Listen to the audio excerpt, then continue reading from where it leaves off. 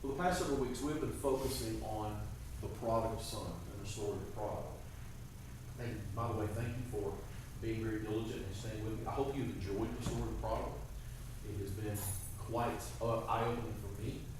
We are going to wrap it up tonight with just some simple thoughts, some tiny statements, if you will. But the prodigal son had a chance to start over again because he was not satisfied with where he was with the father. He wanted to take his half of the inheritance, and he wanted to bail on dad, the brother, the whole family business, his friends, his faith, and he went to a distant land. He went to a foreign country. And there he just basically partied himself away, and he lost everything. All he has left now is he's put to work in a pig farm. And that's kind of where we pick him up at. Now, a couple of weeks ago when we were here last, we said that he had got to the point that he had choices to make. And I'm in Luke 15, if you want to go there. The story starts in chapter 15, verse 11 of Luke. We're not going to read it in its entirety. But we do know that he had got to the point, verse 17 says, where he came to himself. And then we see where he was having this conversation with him. And our topic that night was the man in the mirror, where he literally had that conversation with himself. And then he had a choice to make. 2 weeks ago we talked about some of the choices. We said that he could deny the problem. We said that he could project the problem onto somebody else. Or we said that he could minimize the problem. There's also a couple of other things that he could have done. And I think we're going to really kind of wade off into some thick ground here that you and I are guilty of some of this things that we're going to talk about. One, he could have been very passive about the whole situation. I mean, here he is. He's lost his money. He's in the pig farm, and he basically could have said, you know, it's all right. I'm just going to chill here for a while. It's going to work out. I'm just going to hope for the best. Maybe somebody will throw me some crumbs. It's all good. I'm not going to worry about it. Have you ever been in a situation yourself to where you really knew there was something serious going on, but you did not want to face it? Anybody? Just wanted to kind of, it's all good. Kind of like that out of sight, out of mind type thing. Does that make sense? So he could have been extremely passive about the whole thing. Another thing he could have done is he could have not only projected the blame, like Adam did for Eve. Remember that? Adam blamed Eve. Eve blamed the serpent. Okay, could have projected it. He could have been just to the point to where he said nothing. Adam did nothing, did he? He just stood there and let Eve blame him. Or rather, he blamed her. She blamed Satan. So they were just really kind of passing the thing around. And then finally, he could have been guilty for what I think is the greatest disease on the college campus today. Any idea what it is? What is the greatest disease on the college campus today? You be nice. I didn't say people. I know. Procrastination is the greatest disease on the college campus. How many of us are guilty? Some of us need to do this. Okay? Procrastination. Dictionary.com defines procrastination as this: the act or habit of procrastinating or putting off or delaying, especially something requiring immediate attention. Procrastination. If they can ever find the cure for this in a pill form, I'm going to buy all the stock I can possibly get. If they offer it in an injection, I'm going to try to get licensed so I can give the injection. Because I think it's killing college students. How would your GPA look had you not fall victim to procrastination? And let's just be real. Would anybody's GPA be higher?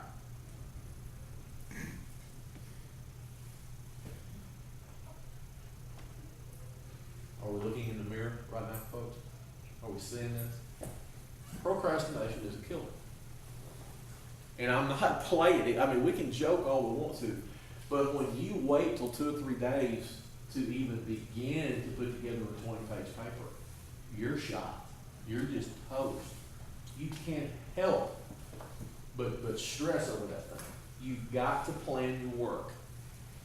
Remember this, plan your work your plan. Plan your work your plan. We want to put it off. We want to plan it to perfection. Or we may be like Sarah and we want to overanalyze it. Okay? Anybody else like Sarah likes to overanalyze things before process? Say, look at these hands, Sarah, you're not all by yourself. Yes. Thanks, guys. Yes. I think they just feel sorry for you and raise their hands.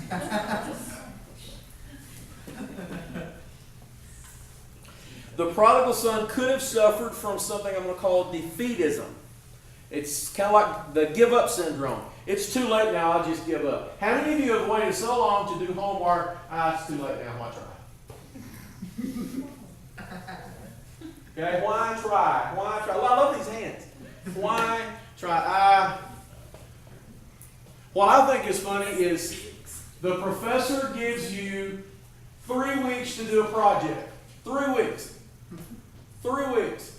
And the next day after he or she assigns it, you're already, it's too late, I'll never get it done, and we'll just throw our hands up. Okay? I've seen that. I've seen that from students. I'm like, seriously? Get your butt busy. I mean, come on, you can do this. But when we put it off and we're late and then we're procrastinating, and they're kind of like first cousins if you just want to know the truth, that you'll procrastinate and then, it's too late, now why try? Well, if I could just get a C out of it. If your goal is to get a C, something is wrong. If your goal is just to pass a class with a D, ladies and gentlemen, something is wrong. Y'all agree with that? It's wrong. But we kind of feel defeated and we just want to give up. It's too late to start studying for that test. I'll just go in and wing it. How many of you thought that besides me? Me. I love it. Zach Riddle's going to wear his arm out here just a little bit. He's working on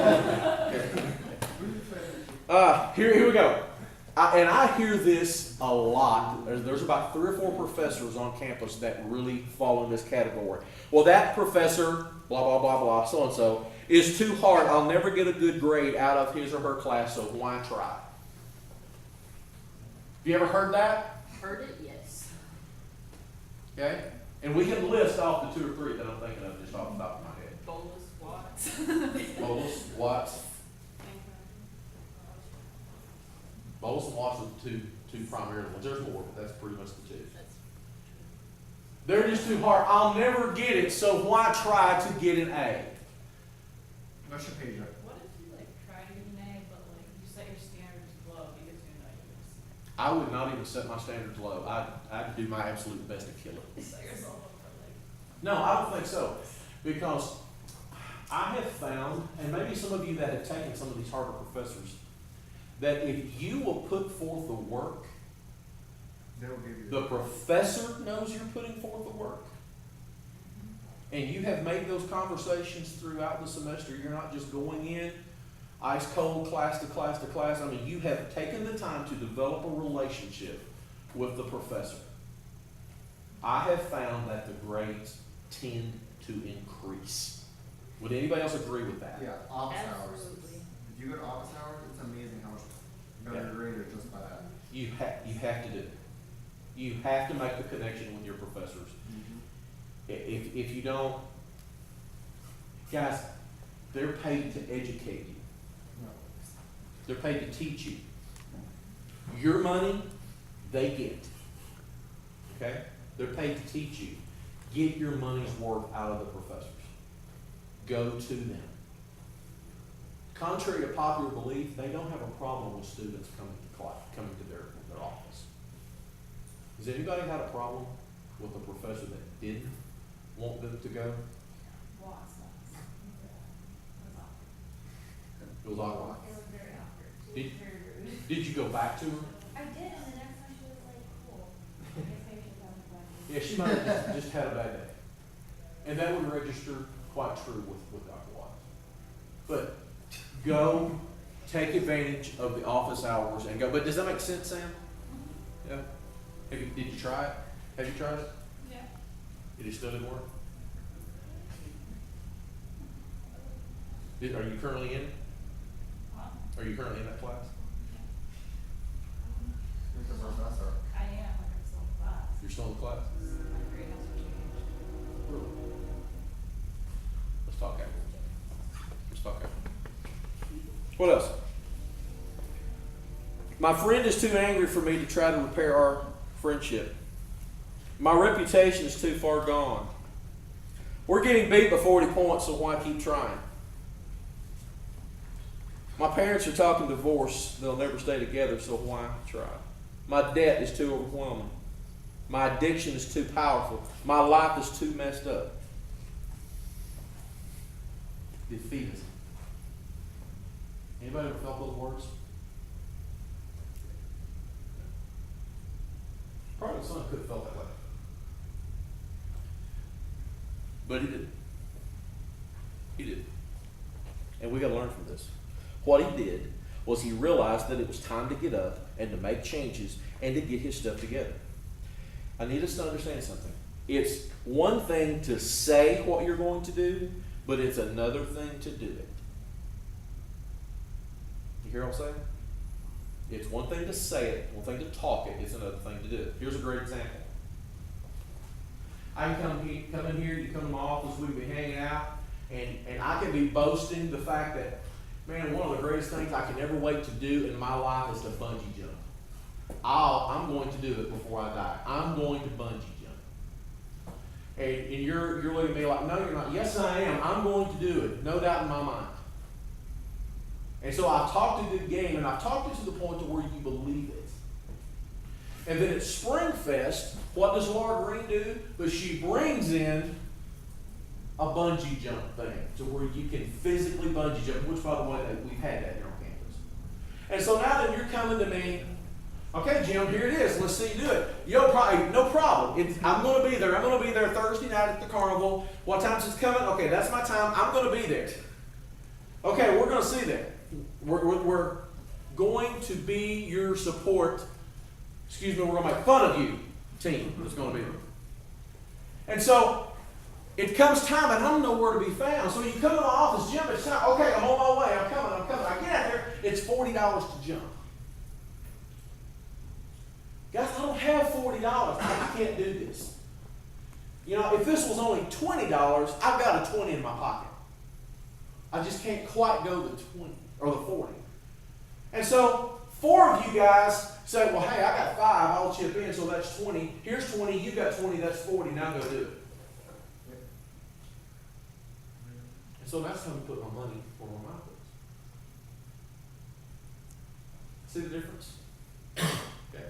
See, I can talk a good fight. Can I walk? See, I can talk all day long that I can play a great game of basketball and I can smoke Zach. Can I watch it? I mean, and I can talk it so strong, and I'm not talking trash talking. I can talk a game so strong that you would physically believe that I can torch this guy on court. But until I literally, lace up my shoes and step out on the court to prove it and actually do it, all I've done is talk. Correct? Do we hear people daily that talk a good talk in life, but they can't quite back it up? Do we see Christians that talk a good talk, but can't back up that Christian walk? Okay. I call them pretenders. Scripture calls them hypocrites if you just want to know the truth. I call them pretenders. Because you pretend to be one thing today, you get in your room and you get on social media and it's a whole other ballgame.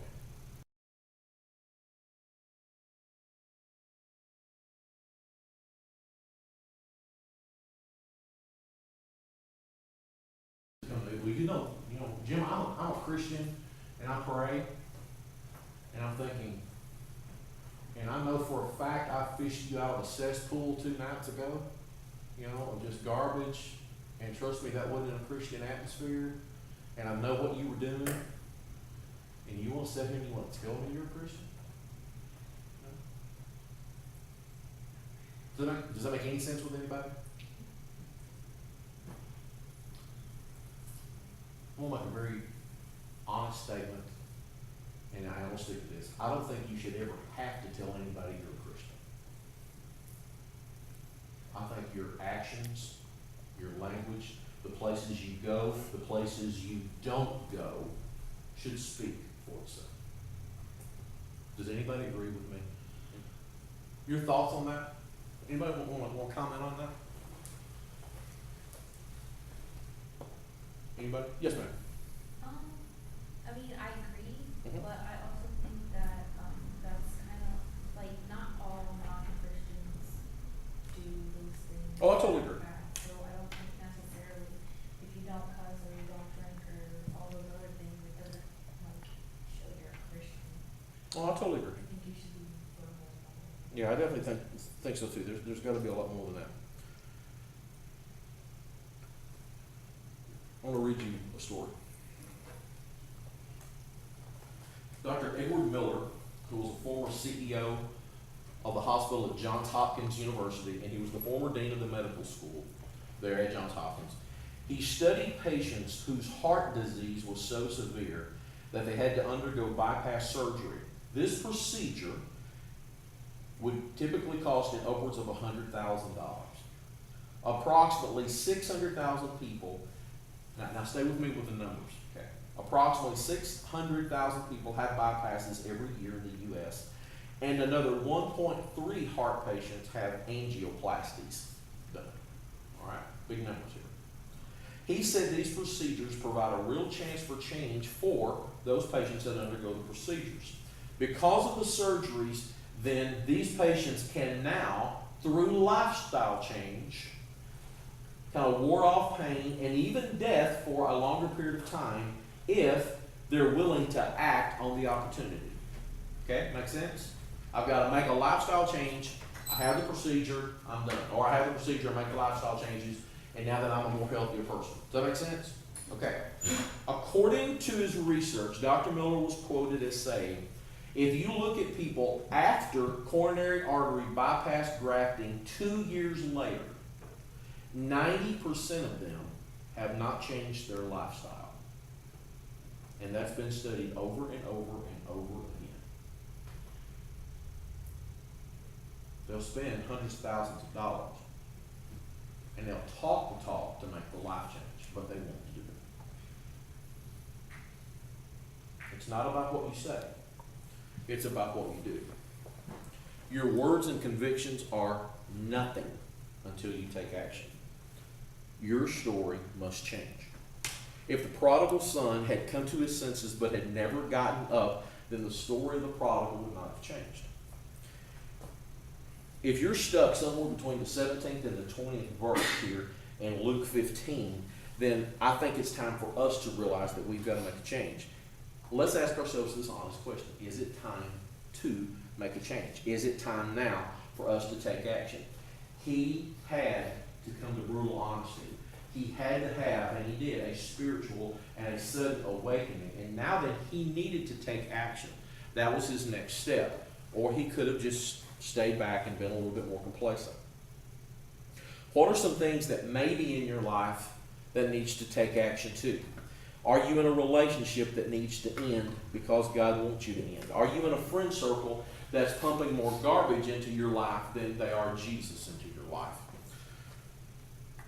Maybe is it time for you to be a little bit more generous the way God has for you instead of the way you are? Maybe it's time to make amends with maybe your parents, a sibling, or close friends that have been wounded by something you have said or done. Maybe it's time to join a Bible study that you've never been going to, or maybe God has been trying to kind of nudge you into. Maybe God's been trying to get you to talk to a hallmate, a classmate, maybe a teammate about your faith. Maybe that's the time. It's time to get up, guys. And that's exactly what he did. Verse 17 says, but when he came to himself, he said, here's the conversation, how many of my father's hired servants have bread enough and to spare, and I perish with hunger? I will arise and go to my father, and I'll say to him, Father, I have sinned against you. I've sinned against heaven and before you, and I'm no longer worthy to be called your son. Make me like one of your hired servants. Now, if we stopped right there, he's still in the pig pen. He's still thinking about it. He's still processing. But the very first part of verse 20 changed the whole dynamic of the story. This is the action part of this entire parable. Verse 20 says this, and he arose and he came to his father. He got up out of the setting and the situation and the circumstances that he was in, and he went back to eliminate the problem. Imagine this. There's a young guy that's walking down the road. He's kind of lonely, got his head hung down. He's just barely putting one foot in front of the other. He's tired, he's worn, he even looks defeated. Have you ever seen anybody walking like that around campus? I have. I was taking it just a step further. Maybe he's got on not the best of clothing. Maybe it's kind of torn. Maybe his clothes are filthy. Maybe they're just caked in mud. It's kind of clear he hadn't eaten or slept in days. Nobody's around him. There's no friends. There's nothing. Again, I ask the question. Does that sound like somebody or somebody's you've seen on camera? Okay.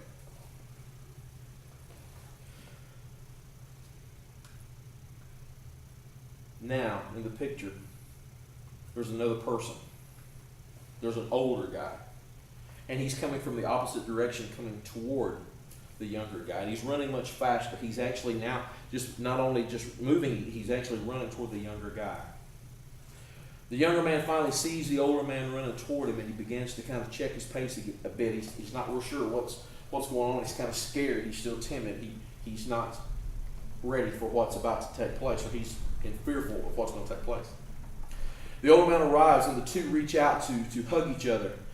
And the younger man, solemn-faced and holding back tears, tries to communicate a sorrowful message to the older man. The older man doesn't even seem to hear him. He holds the young man, and tears of joy stream down his aged, rugged face. See, guys, that's the perfect picture of you and I as we've strayed far away in a distant land from the Father that continues to love us no matter what. Scripture will always teach that in a relationship with you and He, if the relationship is not strong and seems distant, God is not the one who moved away. That'd be us. And so, when we're finding ourselves gone, we need to understand God didn't leave us. God remained the same. He's waiting on us to come back. And that's kind of the picture here as we kind of wrap up the prodigal. We expect God to be this angry father who demands justice. And maybe some of you have a physical dad that's just rugged and you can't go talk to him and you can never please him. And that image tarnishes our image of who the real father really is. Does that make sense? The key is that God is the perfect father. He sets the standard of what our father should be. And unfortunately, there's too many guys on the planet that doesn't get that. And we have this false sense of what fatherhood is, especially in America. Agreed? It's bad. It's bad. It doesn't reflect God whatsoever. Can I ask you this question? Do some of you, and don't answer this out loud, do some of you maybe see yourself as the prodigal son, kind of out there? Maybe you've gotten away, kind of don't know what to do, you're out in that distant land, maybe God's got your attention, but you're still kind of stuck in the pig pen. And you don't know what your next step is. Let me just break this real simple. The only answer, there's no A, B, C, or all the above, it's one answer, and that is, guys, we gotta come to our senses and take action and come back to the Father. That's it. There's no second. We have to come back. And that's exactly what the story teaches. The story teaches this wonderful reunion of the father. And I'm going to continue reading verse 20. And he arose and he came to his father. And when he was still a great way off, the father saw him and had compassion and ran and fell on him and kissed him. And the son told him everything that he said he was going to. Verse 21. He said, Father, I have sinned against heaven and in your sight, and am no longer worthy to be called your son. But the father said to the servants, Bring out the best robe and put it on him, and put a ring on his hands and sandals on his feet. And then bring the fatted calf here and kill it, and let us eat and be merry. For this my son was dead and is alive again. He was lost and is found. And they began to be merry. Beautiful picture of the son returning to the father. And it's identical to the picture when you and I have been out in that distant land and want to come back. Was that the entire story? Oh no. There was an older brother that was ticked off. He was mad. I've always found it interesting that when somebody goes to Christ, somebody else is mad. Have y'all ever seen that? What do you think about that? Seriously, what are your thoughts on it? What must go through somebody's mind that gets mad when somebody else accepts Christ? Maybe it's the person that was so mean that this was the person you never thought would accept Christ, and then all of a sudden he or she gets a soft heart, and then they accept Christ and their lives change, and you're like, well, they don't deserve what I'm getting. They don't deserve what God gave me. Have you ever seen people that felt like that? Had you or I ever felt that way? That's kind of the thought of the older brother. Monday night at TMT, we're going to kind of dive in on a fast train, and we're going to take a look at that older brother. But for tonight, as we wrap up the prodigal, what are your thoughts? What are your thoughts? What are your comments about the whole parable that Jesus told about a son, one of his children, that left and came back to the father? Son deviated. The father never changed. Your thoughts? Anybody?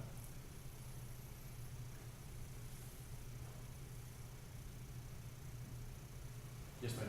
I didn't realize how much we can relate to it as like teenagers, or because it happens to the best of us. It literally happens to the best of us.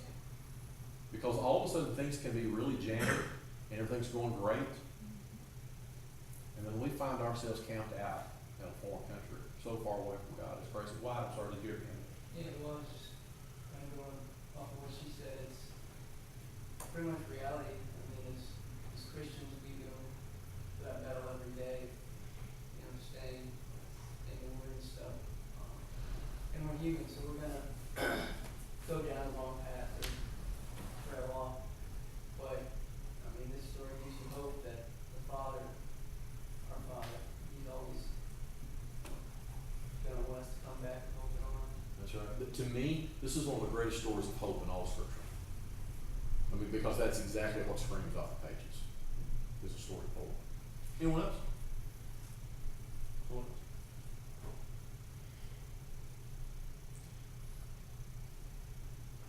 I'll leave you with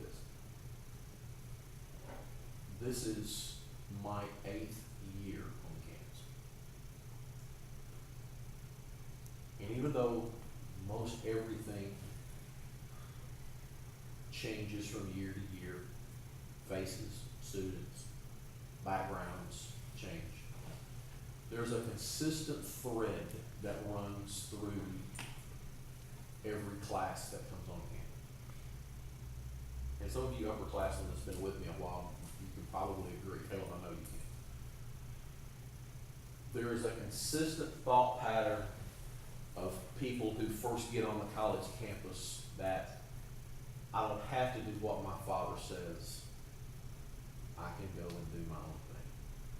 I can live life the way I want to.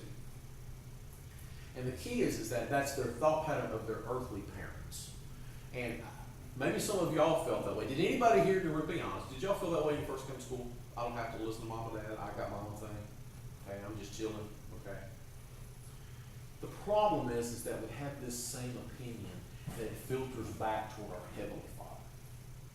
Because I don't have to do what He says. We don't literally acknowledge that, but our actions say that. And I have seen so many students literally wandering down lost paths for semesters and even years because they wanted to take their inheritance of what they had spiritually, and they wanted to come to a different land. And by all means, we all know the college campus is a different land than it is at home. We know that. And we want to spend everything that we've known, everything that we've had in on the distant land, and we find ourselves alone. We find ourselves struggling. Can y'all relate to that? Make sense? My encouragement to you is twofold. Number one is to bring back this message of hope. If that is you and that's you tonight, there's a Father with open arms waiting on you. Period. He's never left. And secondly, is now you have a message of hope to tell to someone else who might be traveling down that road. And if we're all honest in this room tonight, we know of at least one person that can best be described as a prodigal child. Am I right? We have a message to tell. We have a message of hope that they can come back. Any other thoughts, comments, questions before we close?